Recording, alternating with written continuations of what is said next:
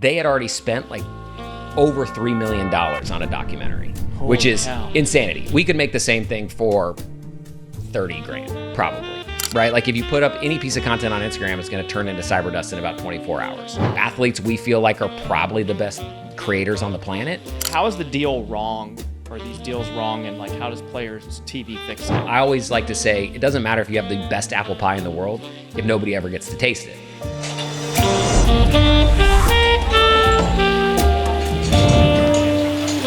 All right, guys, welcome back to the lounge. I've got a very special guest here from PlayersTV. I've followed you guys, by the way, for like probably 6 years. All right, yeah. Yeah, so like I have, I prepared an interview guide and sent, it's totally out the window. I'm just going to ask you things that I've always wanted to ask. I love you, it. Fire from the hip. So we've got Collin here from PlayersTV.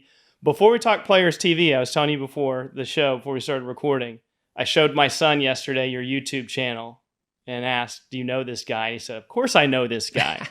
So bring us back. I mean, you could even go before that, right? Like art teacher turned shot mechanic turned media. But bring us back before we talk about PlayersTV on the journey to getting here. Yeah, man, that's funny. I get recognized a little bit. It's less and less, I think, as I get older. I'm more kind of like retired from the basketball, kind of training world. But cool to see that some of the young kiddos still know about the game out there.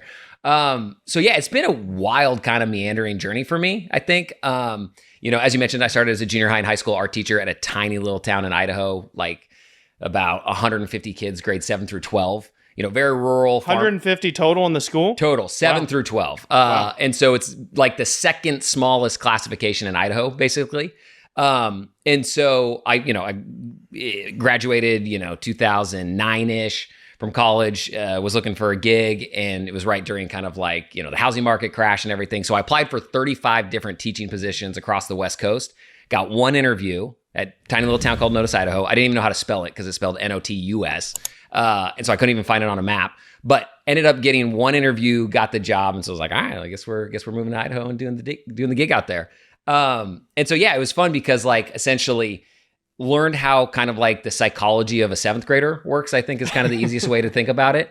And so I taught full time for 4 years before starting the online basketball training stuff, the shot mechanics, and kind of going all in on YouTube and all that sort of stuff. So it's been a wild ride, but it was a fun one to jump into the field with. The psychology of a seventh grader. Yeah. That sounds very difficult to figure out. It takes a little bit of time. Once you figure it out, it's not that hard. But I think, a lot of times, especially like coaches, trainers, adults, they're so used to kind of like an adult mindset, right? That's what they live. That's what they've grown into. And they don't remember what it's like to be 10, 11, 12, 13 in the kind of that weird age where like some kids have mustaches and muscles. Some kids are tiny and weigh, 65 pounds or whatever. And so it's a very interesting time in just kind of like human development. And then you kind of throw, all the kind of like performance and basketball stuff on top of it. It's an interesting industry. I'm a ball player. I'm still waiting to grow my 6 inches. I see all these stories, right? Like Scottie Pippen shows up freshman year of college at 6'1", and then he ends up 6'7", a year later. So same. I got 2 years of eligibility. So, I just need a little growth spurt and a little NIL money, and I'm in. That's right, man. I'm waiting for that. Did understanding the psychology of a seventh grader help you in developing content on shot mechanics and YouTube? Like just understanding how people learn? Yeah, 100%. And I think the biggest thing with just content in general, it doesn't matter if it's basketball training videos, it doesn't matter if it's content with what we're doing with PlayersTV, is that you want to develop the content for the audience that you're trying to reach. And sometimes that's not necessarily going to be a wide variety of audience, right? Like they always say the riches are in the niches. And it's totally true because like if you're speaking to your, kind of like custom avatar, you want to call it, the content you're going to make is going to be different. So a great example in the basketball training game, and I think I did differently from a lot of people, was that I understood that like, you're not making content for coaches, you're making content for kids, sometimes parents. And so essentially, I always like to say like you give them the sizzle on the front end and then give them what they need on the back end. Whereas like a lot of coaches are like, hey, you need to do this. It's all about reps. It's all about, kind of like, nose to the grindstone, repping it out day in, day out for 10,000 hours, blah, blah, blah, blah. Kids don't really want to hear that. They want to hear the ankle breaking shifty crossover. They want to shoot like Kyrie Irving. Exactly. Yeah. And so like, I think what I was really good at was like giving the sizzle on the front end to get kids excited So it might be a video that's like, get shifty ankle breaking crossover like Kyrie Irving. And they're like, oh, this is exciting. But then inside it might be pound dribbles. It might be in and out dribbles. Yeah. It might be in and out cross, things that are like very foundational. But because you've wrapped it in essentially in a wrapper of excitement, they've bought in to begin with. And so that's what I think is really important with the content game is it's like, hey, who's the audience that you're trying to reach and make the content for them, not for you. Yeah, and thinking about how they learn. Yeah, right? 100%. Yeah, because that's reality. I mean, if you want to break ankles like Kyrie Irving, you're going to have to be in the gym for hours and hours and hours working on the fundamentals. Yeah, 100%. They may not want to hear that, but that's the reality. Yeah, there's no shortcut. There's no shortcut to it. But if you have kind of like the right mindset and framework to get there, you can kind of cut the line a little bit. And more like the more and more I got into the industry, it's all about excitement and passion. The more excited a kid gets about getting better at basketball, the better at basketball they get. And so that's really like if you can spark the excitement and passion, it's like anything. If you get excited about something, you're way more interested in doing the work to get better at it. Yeah, absolutely. So you built this big, 1 million plus subscriber YouTube community. Yeah. And then how did Players TV come about? Yeah, that's a good question. And again, my path is kind of like this weird meandering thing where it went from like, teaching an art to then a failed website that then turned into the YouTube channel that then I kind of got, as I grew the YouTube channel, I fell more in love with audience building, digital marketing, content creation, and thinking about like how you kind of like build followings and audience. And so my co-founder, Duran at PlayersTV, I'd started working with him. He was doing like sponsorship sales and marketing for me. And we had kind of like connected because he was a fan of the channel. He was a pickup hooper kind of guy. And so he reached out and he was like, hey, who's doing your like, brand deals? And I was like, nobody. They just kind of like randomly come in an email inbox. And so he started working with me on that. And then he was already working with a ton of athletes, doing, marketing deals, investments, kind of all that sort of stuff. He was kind of like very early, I think, in athletes thinking about themselves as a business as a whole. And so he kind of like had this idea for Players TV where he was like, hey, I see a ton of athletes starting production companies and wanting to get into content, but there's no distribution mechanism for it. And so I had kind of like saw a little bit of an expiration date on the basketball training stuff. Being in the gym for 7 hours a day, from the hours of like 3 p.m. on, once kids get out of school, was kind of like a life that I was like, I don't know if I want to do that forever. Had a young family, saw the writing on the wall of like, hey, they're going to have activities. They're going to have things that I want to show up and be there for. And a basketball trainer schedule doesn't really fit kind of a normal human life. Mm-hmm. And so I was kind of like, I've really started to fall in love with this content creation stuff. I had also done a lot of consulting and kind of like production work, both in front of the camera and behind the camera for companies like Nike, the Jordan brand, and the NBA. And so when Duran was kind of like jamming on this thing, I was like, like this is the next frontier of athlete media, and seems like it could be, the next big wave. What's the big problem that you're solving? And I want you to answer in a way like, give me a specific deal in the past, or I guess it's still present because there's still these other media properties that exist. Yeah, like give me a deal where a player's like, I don't want to take that deal, but it's like Players TV doesn't exist, or I have to.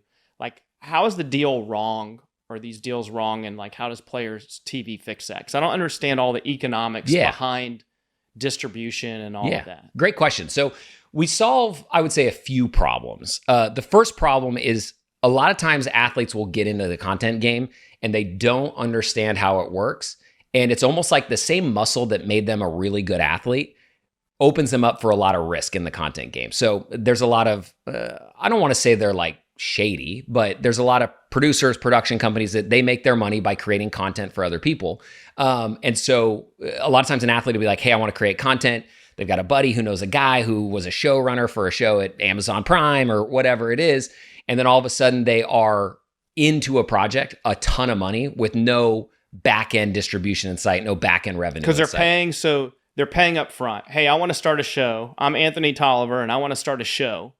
And my brother-in-law's brother-in-law worked at Amazon. Let me introduce you to him. Yeah. This guy comes and says, we can do it. I've got, I did Amazon stuff. Pay me $100,000 and we'll make a show for you. Something like that, where it's like a big upfront amount of money. Only could be way worse. So like we were connected to a project a little while back. We didn't end up doing something with it just because the economics didn't make sense. But they had already spent like over $3 million on a documentary, which is insanity. We could make the same thing for 30 grand, probably. And so it's sometimes with athletes, it's the same muscle that makes them great of like, hey, I'm going to put the work in, I'm going to do it, I'm going to bet on myself. If they do that in the content game, sometimes it can have drastic ramifications. And so we heard about a lot of those horror stories where, I don't even want to say it's all predatory, but like a lot of these producers / showrunners / whoever, and maybe that's the way it's done in Hollywood, but like it's changing where content costs have come way down if you do it right. And so that's number one is like a lot of athletes were paying way too much for the content they wanted to produce. The other piece that I think we're solving very heavily is this like chicken or the egg of where's it going to live and how's it going to monetize. So traditionally, like before something like Players TV existed, an athlete would be like, hey, I want to create this, show, series, content, or whatever it is. The next question is like, okay, how are we going to fund it? How's it going to make money? Well, we're going to attach a brand to it, right? It's going to be a piece of branded content sponsored by Geico, Allstate, State Farm, whoever. But then the inevitable question that always comes down to the brands is, yeah, but where's it going to live? And so traditionally, athletes would say, I'll put it up on my Instagram, I'll throw it up on my YouTube channel, but it just doesn't perform, right? Like if you put up any piece of content on Instagram, it's going to turn into cyber dust in about 24 hours. And if an athlete, so if an athlete has, call it 10 million followers on Instagram, they're not going to come close to hitting all their followers with one post or 2 posts or 3 posts or whatever it is. So that doesn't really work for the ecosystem. Most athletes aren't full-time YouTubers. And so like YouTube works really well as a platform if you're consistently cranking out content, building an audience, they know what's going on. If an athlete's not a full-time content creator and they just drop a piece of content on their YouTube channel, it's not going to perform very well. Maybe something will go viral every now and again, but it just won't. And so most of the brands and the agencies essentially want guaranteed impressions. They want ROI. They say, hey, if we're going to pay for this content, we want to get 5 million impressions. We want to get 10 million impressions. And so the problem in the ecosystem was this chicken or the egg of like, where's it going to live? I always like to say, it doesn't matter if you have the best apple pie in the world if nobody ever gets to taste it. And so essentially the very first thing that we wanted to solve at Players TV was the distribution mechanism. How can you guarantee 5 million, 10 million, 15 million eyeballs on anything you create or produce in the ecosystem? And because of that, what we've built, we transact a lot more with like the large advertising agencies that have larger budgets. They have media spends where they're doing 30-second commercial spots, 60-second commercial spots, rather than just the branded content. And so really, we kind of looked at the lens differently from, I would say, most all digital sports media companies that launched kind of in the last 5 or 6 years, because we knew that the distribution was really the problem. And the advertiser, Geico, is willing to pay $1 million to get, I'm making up numbers, 10 million impressions. So then it's, well, show me how you're going to get 10 million impressions. And they say, I'm putting on my Instagram and YouTube, and they go, that's not going to work. We already know that's not going to work. Yeah. But with Players TV behind it, we'll get you 10 million impressions. This is how we're going to do it. This is where it's going to be distributed. So it builds up the confidence and then putting that marketing investment. Yeah, in 100% into the content. Yeah, and everything we do is like all tracked, measured. It's all, kind of like industry standard as far as it goes. And so really like, we're about 5.5 years into the business. We worked on it for about 18 months before launching, getting all the athletes together.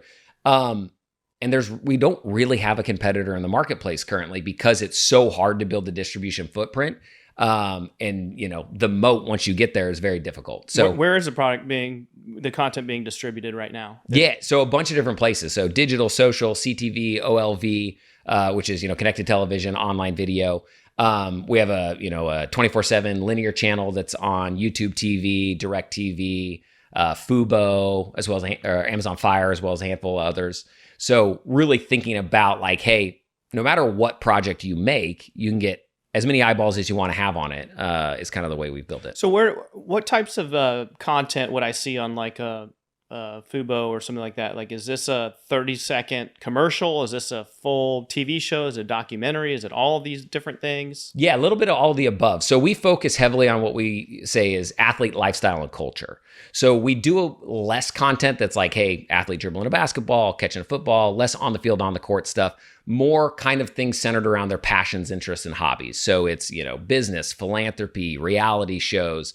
We got athletes doing cooking shows, yoga shows, kind of different things. Our primary goal with Players TV is to connect or really enhance the connection between athlete and fan. And so essentially like, the more a fan cares about an athlete off the field and off the court as a person, the more they're going to care about them on the field or on the court as a person. And so athletes love creating content with us because They get to get away from the game a little bit. They get to do things that they're interested in, because the biggest thing that's kind of been a game changer is that like athletes are human beings. Just like you probably have interests and hobbies outside of your day-to-day 9 to 5, just like I do. They're the exact same way, right? They're artists, they're creative, they're businessmen and women. They're, have these things that they're really excited and passionate about. And they're an athlete for part of the day, but not all the day. Yeah.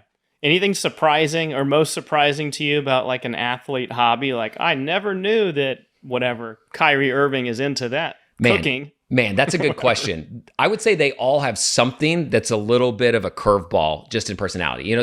There's kind of the like dumb jock persona out there, right? Which is totally not true. And most all of them have something that they're like very world class at outside of sports.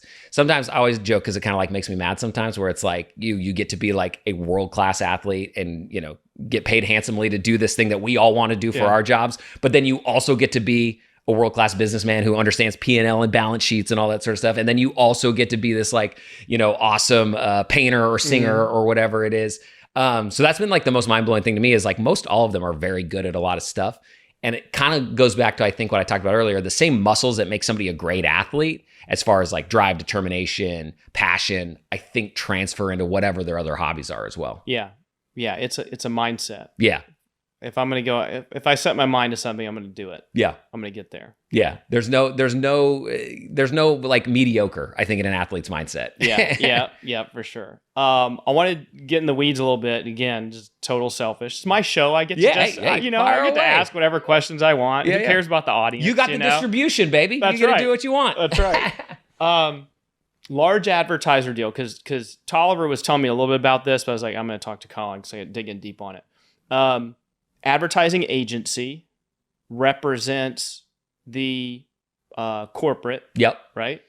So they need to go and buy media for Geico. We'll use Geico. Man, Geico, can we get them to give us some money for this show, by the way? They haven't given us any money yet, so Geico, give us a holler. Do we want to use someone else who's given you, who you're partnered with? Let's use Walmart. They've been great partners for us. Walmart, okay. And we have 2 locations in Bentonville, right, by the way, on Walmart campus. All right, shout out Walmart. Yeah. Okay, so ad agency represents Walmart, and they're trying to find impressions for the Walmart brand. Walmart has particular interest alignment, so maybe they want athlete alignment, tennis, basketball, whatever. So ad agency is out hunting for the right impressions, and then they bump into you guys? Yeah, that's basically kind of the name of the game. Okay, so... And this is, so my co-founder, Duran, this is kind of his side of the business. So when you have him on, he can probably give you like deep sauce. But really it's kind of that you mentioned, is like these brands these brands are connected to their advertising agencies. They have massive ad budgets that they need to deploy, hundreds of $1 million, sometimes billions of dollars, depending on the brand. And so the agency has to figure out, number one, who's the brand trying to reach? Right. Number 2, where's the best way to reach those kind of audience? And so where we fit really well is in kind of like the sports ecosystem. There's nothing hotter in advertising right now than sports. And we're a very interesting, I would say, kind of like parallel buy to the live sports ecosystem. So if you're spending around the NBA, the NFL, et cetera, MLB, we're like the same audience, but just in a different lens. And so I think where, we're resonating a lot in the industry is that, number one, the creator economy is booming. Brands and agencies are understanding that like the creator economy is real. It's here. It's kind of like the next frontier of where they're trying to reach audiences at. And, athletes we feel like are probably the best creators on the planet. There's a reason why you don't see Chris Paul, Kyrie Irving, Travis Kelce, any of these guys selling like scammy fit tee on their Instagram. Yeah. They don't have to, right? They're well compensated for what they do. They don't want to burn the connection with their audience over a quick buck or whatever it is. So athletes are we like to think, some of the best, influencers on the planet for that sort of thing. They represent high quality. They represent kind of, like we mentioned, determination, work ethic, all that sort of good stuff. And so brands and agencies are really starting to figure that out. So really it's, do you have the audience to connect? And the real like silver bullet that we have compared to most other media companies, most companies that started at kind of like the same time in the social media boom chased what they thought was the most important metrics, which was followers, subscribers, views on social. In this particular game, it's not very valuable at all, because if you can only guarantee X number of impressions per post, it's not going to work out that well. The other downside is that like we deal with traditional media buying. So 30-second commercial spots, 60-second commercial spots, you can't just throw up a 30-second commercial on your Instagram and have it perform. Like it'll be the worst performing post you ever had in your entire life. And so a lot of these media companies built their, essentially entire business model on leased land, as we like to say, where it's like, hey, if you have a large Instagram following, that's great. They can change the algorithm overnight. I've been on YouTube for a long time. You build a giant YouTube following, awesome. They can change the algorithm tomorrow, which has happened to me in the past. Yeah, I bet. And so it's one of those things where, if you build your house on leased land, you never really have a solid foundation to build a legitimate large-scale business. It's why if you look at the media industry, the big companies are all not just like a primary digital social distribution mechanism. And so that's kind of been the name of the game is like, hey, you're working with these ad agencies. How can you guarantee the scalable impressions they're looking for? Because they have so much capital to deploy, they can't do $20,000 here, $15,000 there. It's not worth their time. Yeah. They just can't do it. Takes the same amount of time to close a $50,000 deal as a $5 million. 100%. Yeah. Yeah, makes sense. Okay, so they're coming to you going, Walmart wants to be aligned with basketball. You guys have basketball players, whatever. Charles Barkley's got a cooking show that you're firing up, whatever, and you can insert Walmart into that piece of content, or Barkley will do a 30-second commercial for Walmart, and you guys collaborate with the agency. Like, you guys are part of that creative process on what are you looking for? Here's what we can do. Is that kind of how that works? Yeah, sometimes it kind of depends. And so a lot of times we're just running their media. So they already have their 30-second commercial. They're saying, hey, run this across your network. We want to put it next to these shows and these places, etc. So they already have like large creative agencies many times that they work with. They're coming with the content saying, we're just trying to get the impression. Yeah. And so sometimes it's the same commercials that you'll see on ESPN or on, Fox Sports or whatever it is. Sometimes it's special things that they want to get in front of our audience. And then sometimes we'll do custom content around the ad buy. So like, great example, we did a really cool spot for Sony when they launched the new Bad Boys movie a couple years ago. We did a really cool creative spot with like 3 influencers, DeAndre Jordan and Max Crosby. And so Max Crosby and DeAndre Jordan were the real bad boys. We dressed them up as cops, it was like a whole scripted thing. And so that was kind of like a custom piece that we did around the ad buy. And so sometimes it's a conglomeration. I see. Okay. That's where my mind was tracking, was on the custom piece. Yeah. But you guys have the network. So they're just saying, we want to get in front of your audience, run this ad, 10 million impressions. Yep. Okay. And the big thing is, we have like a massive data play on the back end. And so we acquired an advertising technology company about a year ago, which has been instrumental in our growth. And so, when we run ads, one of our advertisers might say, hey, we only want to hit men between the ages of 24 and 56 or whatever it is, or 55. And so because we have like the data on the back end, both from our athletes and the ad tech and kind of the whole distribution ecosystem we've done, we can put an ad in front of the right person in the right spot. And because of that, it's significantly more valuable to an advertiser than just kind of like the spray and pray approach of like, hey, we'll just throw it out there and hopefully the right people see it. Yeah. Yeah. Makes sense. PlayersTV is athlete owned. Yep. Almost from the beginning. When you guys started raising money, that was the first place you ended up going. And then fan owned after that. Yep. And then you guys are in the middle of another raise right now with fans? Yeah. Is that right? Yeah. Okay. So we've got about 3,000 fan owners inside of the company. And it was really interesting because like we haven't taken any VC capital. We haven't taken any institution capital. The early money we raised was from athletes and kind of like, early strategics. And so we've done it in a very specific way because, our athletes were very specific in that like many times athletes are the last check-in, right? Mm-hmm. A company's already grown, it's already successful. Athletes get an opportunity to come into it. And, the earlier you get in, the better your results on the back end. And so we were like, hey, we want to build this as the Power of the Group collective, both from the athletes and from the fans' perspective. And so, like the last investment round, we raised about $3.2 million from 2,200 fan shareholders. Got a new one that we're raising right now to bring more into the pipeline because it's just a win-win, right? Like, why bring in a VC who's going to, kind of do nothing, essentially put a ton of pressure on you to try to, exit and maybe make decisions for the business that aren't in the best interest of the business in the long run, but more in the short term. And so we're kind of like, hey, we want to sail our own pirate ship and no better way to do it than that. Yeah, man. You seen the movie Wall Street? Yeah. Just watched it last night with my son because he's all into stock trading and everything. So it just reminded me, because he, the very end of the movie, Gordon Gekko is buying the airline. Oh yeah, and said, "I'm going to keep everyone's job, and it's going to be great and everything." And then he shut the whole thing down. Yeah. private equity has a bad reputation for doing that. VCs as well. Not all are bad, by the way. I've got a lot of VC PE friends, but I think it is better to run your own show if you can. Yeah. With guys that are aligned, right? Like the fans are aligned, the athletes are aligned. Let's talk about kind of on the athlete side of things. It sounds like, I mean, you're a basketball guy. I'm a basketball guy. Is it all basketball? Like, give us a little perspective on who the athletes are. Yeah. I don't know if you guys name names. I mean, I've seen some names on there. Yeah. So I hate to name a ton of names just because inevitably I'll have to leave somebody out. But like, we're definitely heavier in the basketball space. That's for a few different reasons. Number one, basketball players were way earlier to the content kind of creation game than everybody else. They were starting production companies, thinking about it like way before football players and baseball players in general. So we're definitely heavier in the basketball space to begin with. We've got about 70 professional athletes, investors, partners, content creators. I would say probably the majority are still basketball players, both men and women. But we, have baseball players, football players, et cetera. So like early founding member athletes, and forgive me if I forget some of you guys, were guys like Chris Paul, Kyrie Irving, Damian Lillard, Carmelo Anthony, Dwayne Wade. We had CJ McCollum, guys like that. And then, baseball, we got like the legend Ken Griffey Jr. Football, we got guys like Travis Kelce, Austin Eckler. And so really kind of built it out of the Power of the Group Collective. As I think I mentioned earlier, it took us about 18 months just to like get everybody together and launch it. And so we did like a heavy groundwork where it was kind of like corralling them all together at the same time to see the vision and to see like, hey, this needs to be kind of like the Power of the Group Collective, betterment for the future of athletes.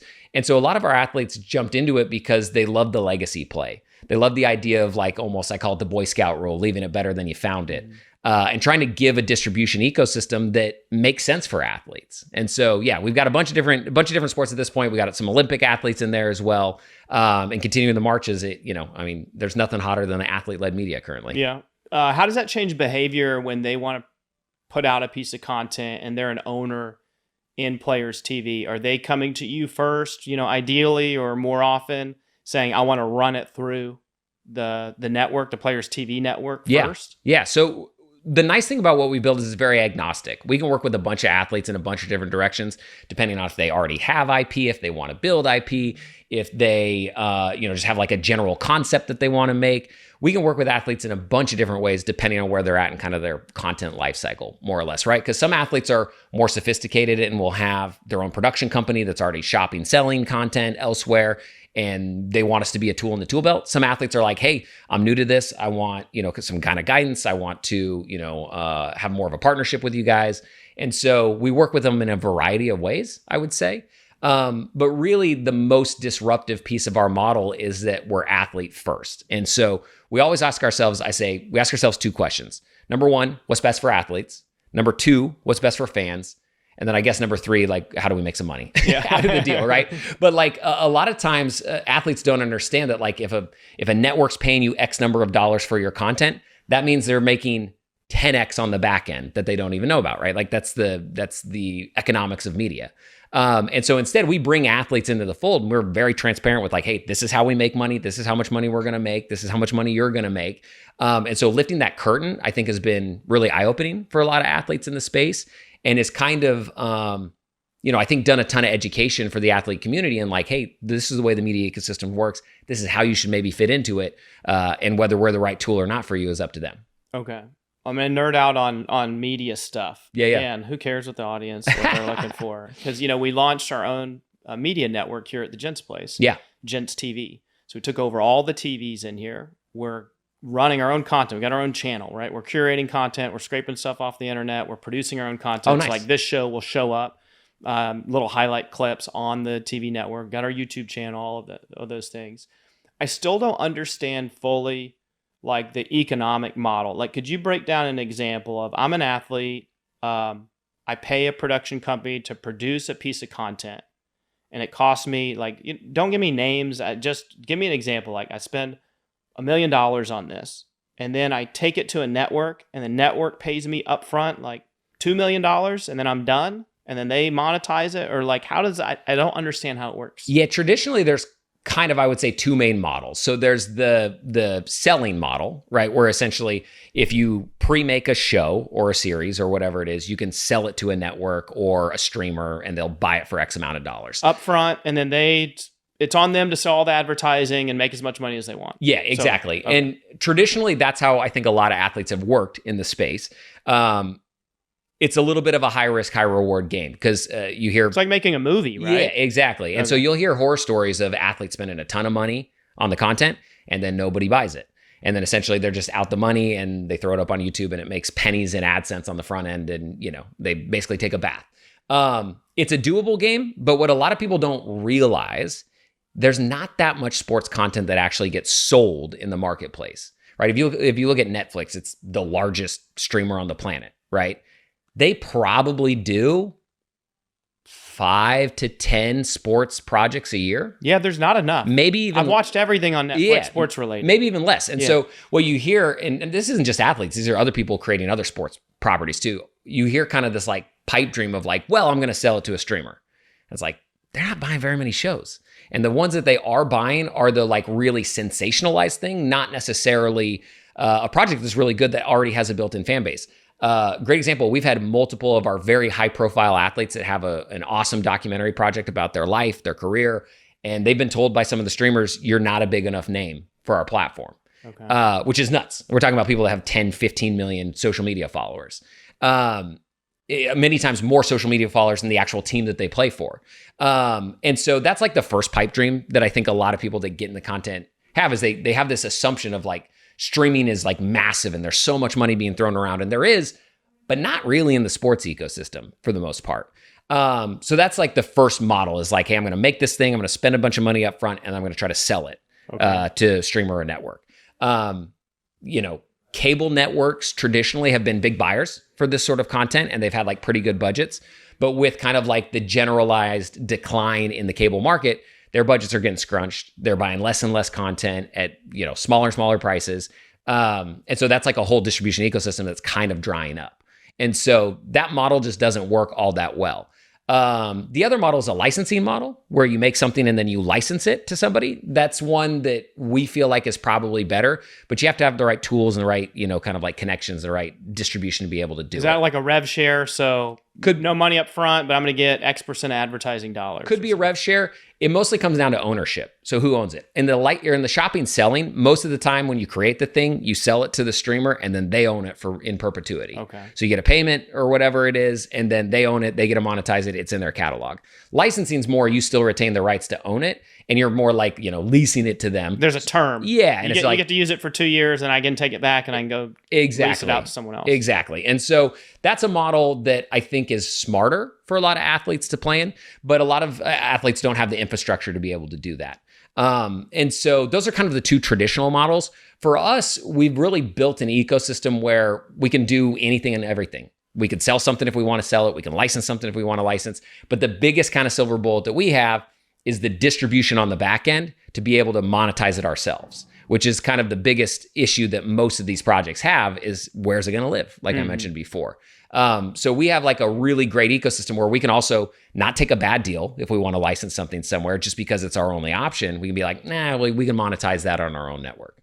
Got it. And then where are all the impressions showing up? I imagine a bunch of places, but like when you're saying we're getting impressions out to market, is it like on YouTube? You have your own channel somewhere? Like where would I find Players TV content? Yeah, so we call it a 360-degree approach. So we have, our digital social channels and network. We've got the live linear channel on a bunch of streaming platforms or over-the-top platforms. And then we have a bunch of other relationships where we distribute content in different spots. So it's a pretty vast network. Like we have access to between 200 and 300 million advertising impressions a month. On a recurring monthly basis. And so, yeah, it's kind of in a bunch of different spots. Do you get to pick and choose if I'm the content creator, where they go? Like I want to be in this place and not this place, for example. Like most of the time we don't. Most of the time the content creators or the athletes are like, hey, you guys are the experts, run this where it makes sense. Okay. And then a lot of times we'll kind of determine where and how we want to run something based on the audience we need to hit. And so like if a brand or an advertiser wants to hit, a middle-aged male demographic, that might change the distribution strategy depending. Because where in all your different channels, kind of where the audience lives. Okay. Yeah. Okay. Makes sense. Man, I feel like I started as like a first grader on media, and you got me to maybe that seventh grader we were talking about earlier.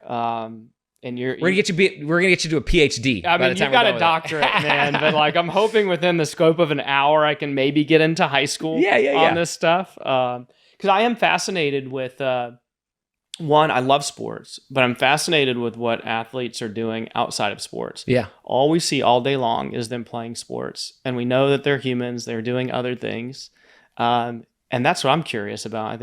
I feel like that's what most people are curious about. I wonder what that guy's doing. Yeah. Outside of this hour and a half or 2 hours that I'm watching him. Is that the idea with Players TV, is to kind of expose all of these other things, non-sports, or is it more focused on I don't know, sports adjacent like kind of things? Yeah, I think you hit the nail on the head. So we try to focus on the things that connect athletes to fans outside of the game more, right? Every now and again, there'll be something that's kind of more kind of sports led. But for the most part, we want to showcase athletes as the incredible human beings that they are. Great example that I always like to tell. So DeAndre Jordan has a show called Cooking Clean on our network. He's like a 7-foot NBA center dunking on people, but super charismatic, awesome guy. And he's been into this kind of like very health conscious journey where he was vegan for a while and now he's kind of vegan-ish. And, he's really kind of thought about his longevity and the food that he puts into his body. So we have a cooking show where he's not like an expert, right? He's not like an expert chef, but he brings on these kind of like clean chefs that teach him how to cook. And it's a really fun, little bit of fish out of water experience for him, but kind of continuing the process and the journey. And it's funny because so my mother-in-law, who's not a sports person at all, like knows nothing about sports, whatever. Every time I see her now, she's like, "Hey, how's DeAndre doing?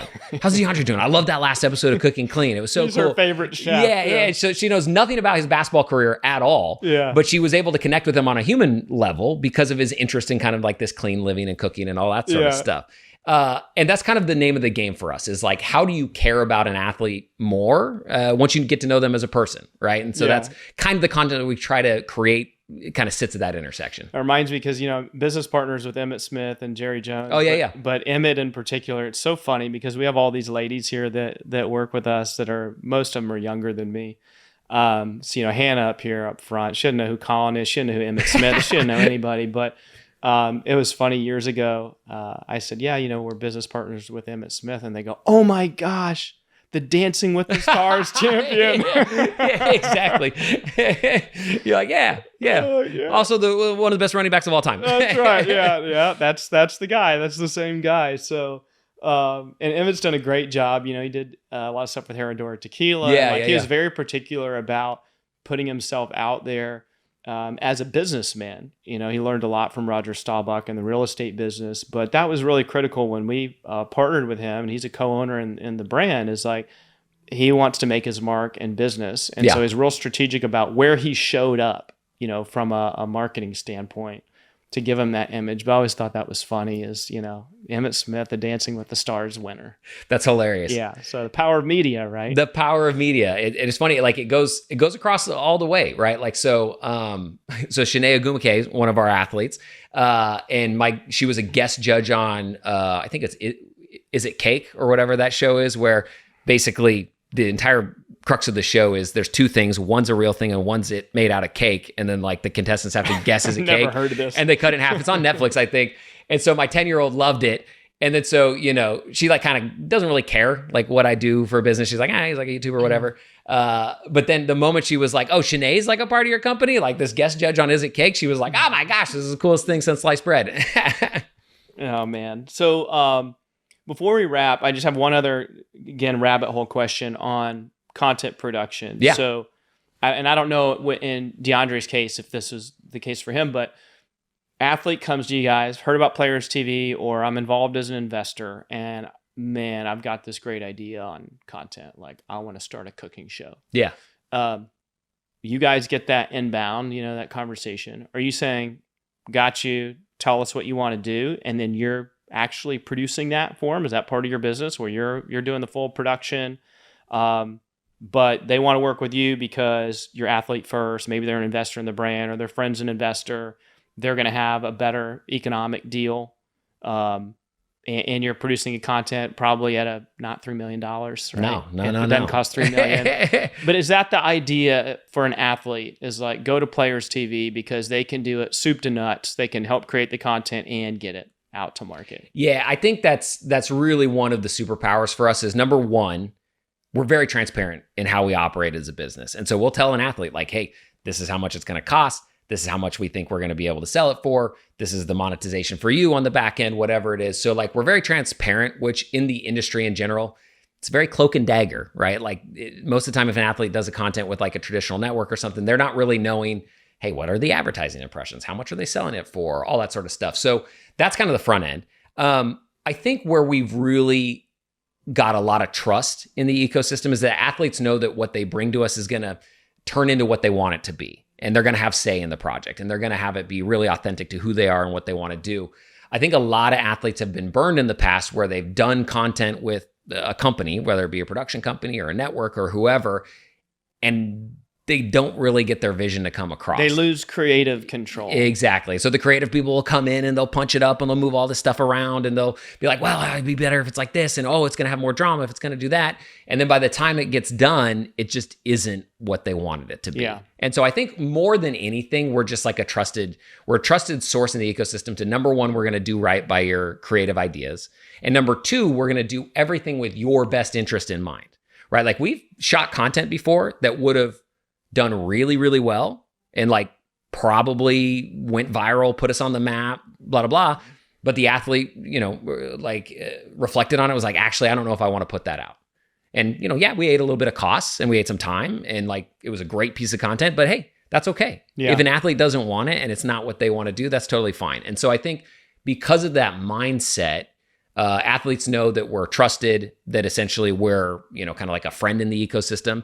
And sometimes we'll tell them like, hey, this doesn't make sense for us, but it might make sense to take it here, here, and here. Or, you've invested this amount of money into it already. We can help you finish it off, or we recommend you go over here for distribution or whatever. So sometimes we won't even necessarily do a deal if it doesn't make sense for the athlete, even if it makes sense for us. Yeah, makes sense. Yeah. Last question, again, very self-serving. I told you we talk about my son more than likely. So 18-year-old going to college to play college basketball, has had 4 open heart surgeries. Oh, wow. Had a 12-hour open heart that saved his life. The day of his second open heart surgery, he's 1 year old, I started the Gents Place. Couldn't even be here. Wow. Worked the front desk for 10 hours while he was having open heart surgery in Fort Worth. Wow. And then drove to see him afterwards. Just crazy time. We had to open the business. We needed to make money. Yeah. He's 25 years old, just trying to figure things out. Had another open heart surgery in second grade. Another one is sophomore year of high school. Never played competitive basketball. All the way going into sophomore year of high school. Open heart surgery is September. Comes into basketball season late in sophomore year. And he's 5'0" white kid, right? And plays on JV and is like the MVP of the JV team and just absolutely falls in love with playing. Man, and incredible. Has been grinding so hard in the last couple of years. But we were at the YMCA and I'm helping him shoot and didn't know who he was, but a former NBA player was like, hey, who's your shooting coach? I'm like, you don't really have one. Yeah, I taught him how to shoot. I guess me, maybe? I kind of know how to shoot a little bit. And it was Stephon Johnson, who was a NBA player for a year. We cool. interviewed him on the show. And he kind of took my son Pierce under his wing and mentored him at a point where he was really thinking about quitting basketball because the coach was not treating him very well. Hear it all the time. It was just a terrible situation he was in. And he was trying so hard to make it, just to be on the varsity team. So Stephon took him under his wing. Long story short, we transfer schools, goes into senior year, gets benched most of the year. And he's a great player. He made 9 threes in a college, live tournament. He's a shooter. He's grinding really hard.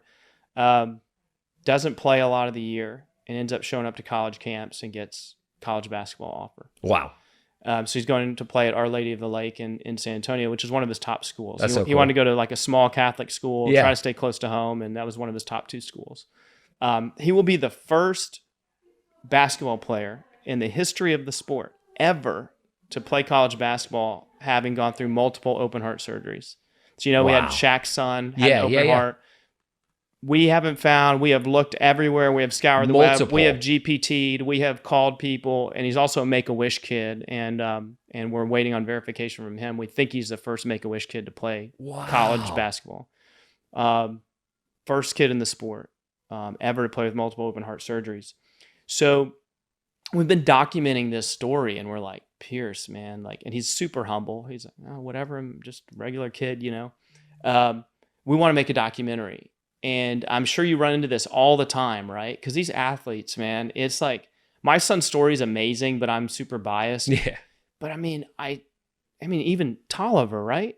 The dude played 13 years on 11 teams. Yeah. And I'm like, what was it like to like be fired and then be fired again and then be told you're not good enough again and again and again? Like, that's got to wear on you, So there's all these amazing stories out there with these athletes coming to you going, dude, you trust me, you haven't heard this. And you haven't. And they tell you and you go, that's worthy of a documentary. Yeah. What would you recommend? Because there is, whatever you want to call it, fraud, there's charlatans, there's people taking advantage. Like, how do you navigate that process if you have a story you want to tell, you want it done the right way, especially in sports? Like, and I'd love to chat with you offline about this, but any advice for these athletes, whether they work with you or not, is like to get it done right. Yeah. Because this is a story that's like really close to our family. I don't want to get caught up in people taking it, changing it, and the movie comes out and we're like, oh, that wasn't what we wanted. His dad's not 7 feet tall. Look at me, right? It's just better for the story. Yeah. But any advice just for me personally or anyone out there that wants to put out content like that? Yeah, the biggest advice would be, I would say, get multiple, especially when it comes to like production, get multiple options and opportunities for people to work on it, right? I think the biggest problem that happens is most of the time somebody that doesn't have a content background jumps into it and they're like, they know somebody who's maybe connected in the industry somewhere who worked at a thing or whose cousin does it, whatever. And then they connect them up and they get a price and they're like, all right, I don't know what else to do. And then they go for it, right? There's a bunch of crazy talented producers out there. And especially now with like the explosion of sports media specifically, where like all of the universities have their own creative departments, basically. And inside that creative department, there's 5, 10, like young crack kids that are creating incredible stuff on incredible equipment. When I first started creating content, if you wanted to have like stabilized footage, and they call it a gimbal that you put a camera on, it's going to cost like $5,000 to have just the gimbal. Now you can buy a $300 camera that has it built in and shoots 4K and is fantastic, right? And so number one, I would say get multiple bids from multiple people and see where it's at. Don't just take the first thing that comes down the pipe, because I think that's where a lot of times the problems happen. Number two is when you're kind of like vetting a potential producer or company or whoever's going to do it, don't just ask for their sizzle or their reel, because like 90% of the time it'll be like, oh, here's our sizzle, and it's like a 2-minute video and it shows all this cool stuff. It is unbelievable how many people take projects that they did like a tiny little thing on and then put the big thing in their sizzle reel. And it's like, oh, and so like early on we hired a producer and his sizzle reel was awesome. It had like this dope Microsoft commercial inside of it. It had like major brands that you've heard of, and it was like cinematic, and it was like, oh, this is insane. So we hired him to do this project. We got to the end of the project and the footage was terrible, shaky, wrong camera settings, the whole thing. And then it turned out like, oh, he was like a third camera shooter for these projects and none of his cuts got into the thing. And then sure enough, the next year his reel comes out, he like puts it on his website or whatever. And he's using our other producers, like footage inside of his reel. Like all the good shots that our in-house producer got is now inside of his reel. So like that sort of stuff happens all the time. So people see these like beautiful projects and they're like, oh man, like this person's an expert. Like let's hire him up. Yeah. So like I would always recommend, number one, can I see some original project files? Number two, can you open up a video editing timeline? Like if they're going to do the editing, like I'd like to do a Zoom call with you or sit over your shoulder. And I just want to see how you think about editing a project. Oh, that's interesting. Yeah. Evaluate the input. Exactly. Yeah. And so you can very quickly tell, because a lot of times people won't actually be doing anything. They'll also just be shopping the content or shopping the project to a subcontractor underneath them. Yeah. Right. So you'll think you're working with this like content expert, but essentially they've got just like a shop of subcontractors that they work with. Or now an AI agent. Or now an AI agent, right? That they're marking it up in the middle. Yeah. So I would say like get very clear on what their workflow is. Ask them, hey, can we get on a Zoom? I'd like you to walk me through your like timeline of your edits, and I want to see how you're thinking about editing things. And you'll be able to tell very quickly, is this a person who really understands what they're doing, or are they a marketing middleman? And I think that's where you want to do is you want to try to get to the people that are actually the creatives, because A, you're going to get a better price. B, they're going to care more about your project because they're the ones that are actually invested in it. And so that would be like, I would say the biggest piece of advice is don't overspend for production. Think about it in the number of days that it takes to shoot something. That's a big mistake that I think a lot of people make, is the less number of days you can shoot something, the cheaper it's going to be. And so a lot of people have a concept and they're like, oh, we're going to fly to this city and we're going to shoot this thing, and we're going to fly to this city and we're going to shoot this thing, and we're going to do this over here, and we're going to do 3 months of shooting, and it gets super expensive. And it's like, well, if you just tweaked it like a little bit, that doesn't even really change the creative output. You can shoot in 3 days and it's going to cost you 90% less or whatever it is. So I would say, think about the content concept. How do you put it together to where it's not going to take a long time to shoot? And that'll also save a ton of costs. That's where I think you guys have a huge competitive advantage, because you're thinking about the athlete and his resources, saving his time, being efficient with his money, versus this guy is making $25 million a year. We're going to tell him it's going to take 3 months and it's cost $5 million. And we know what we're doing, take it or leave it. Exactly. You guys would never do that to an athlete. No. And we're just so fast, like compared to just everybody else in the industry. Literally, we had a large deal that got signed last year. It got signed on a Friday, and we shot the first content shoot on a Tuesday of the next week with the athlete. So most of the time, these like large companies or production companies are like, oh, we need 2 months of pre-production, and we need to like have all this stuff lined out. And just the ability to operate at speed is something that most people in the industry can't do. And so that's one thing that we're really good at. Love it, man. I could talk to you for hours. I know this. I think this went by quick. I'm up to 10th grade, man. I'm giving myself, you may not agree with that, but I'm gonna give myself you're already 10th grade knowledge on media. You're well ahead of the curve. Well, thanks for coming on. We're looking forward to interviewing Duran as well. And until next time, guys, thanks for watching The Lounge.